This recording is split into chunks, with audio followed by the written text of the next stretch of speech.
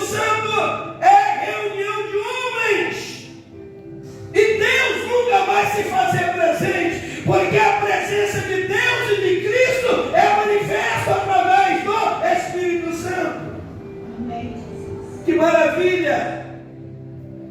Então, irmãos, eles estavam assentados e de repente o lugar começa aquele som, não é trovendo, quebrando janela, abrindo porta, não. O som era como de um vento forte.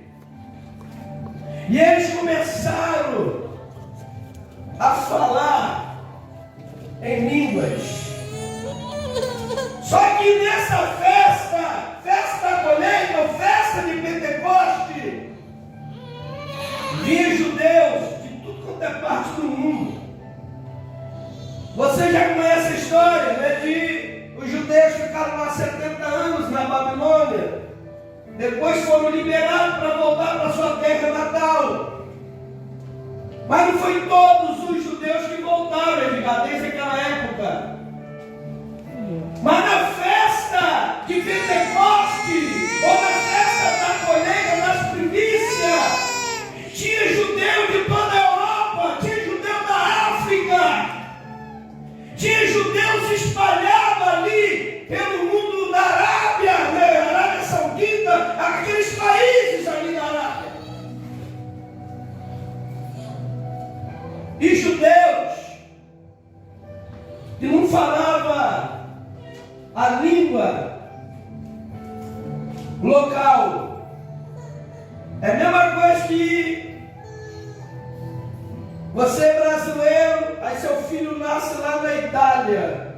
Ele pode até aprender a falar o português, porque os pais são portugueses, mas a tendência, além da cidadania italiana, ele vai vir falando meio italiano, vai aprender o italiano. Então a maioria desses judeus, eles eram descendentes, nascidos em países que a língua não era a mesma. Então a maioria não entendia. Eles iam à festa, sabiam o que significava, mas a maioria não entendia nada. Uma certa feita, diga, ali no centro de Vitória, no 8º andar de um prédio, tinha uma reunião de oração. Era toda quarta-feira, a partir das 4 horas da tarde. E um dia apareceu um japonês lá. Aí ninguém entendeu nada. O cara chegou, entrou, sentou. E a pessoa que estava pregando a palavra de Deus, ela começou a falar de língua, ela continuou pregando, mas falando em línguas. E dava para se entender que a língua era japonesa. O japonês começou a chorar. Ela fez uma pergunta, ele cai de joelho e levanta as duas mãos.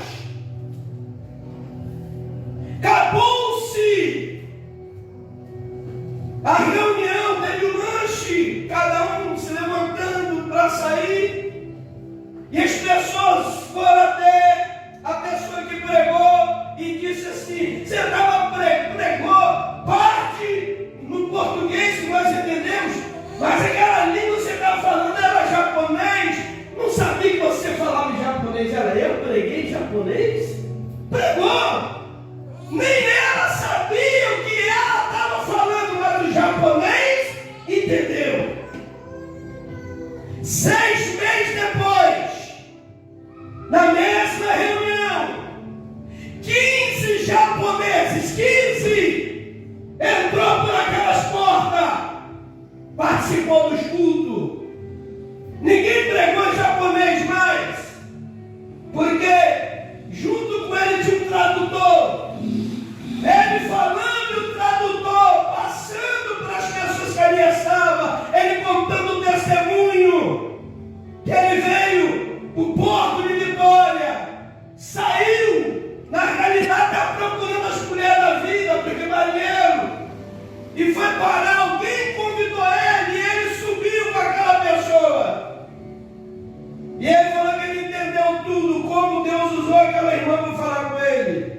Além de Deus falar, revelou a vida dele. Ele aceitou Jesus e lá no Japão arrumou uma Bíblia com a língua que ele entendia e começou a pregar e a contar da experiência que ele teve no Brasil. E aqueles 15 que estavam com ele eram amigos do navio que ele também tinha ganhado para Jesus. Amém, Jesus.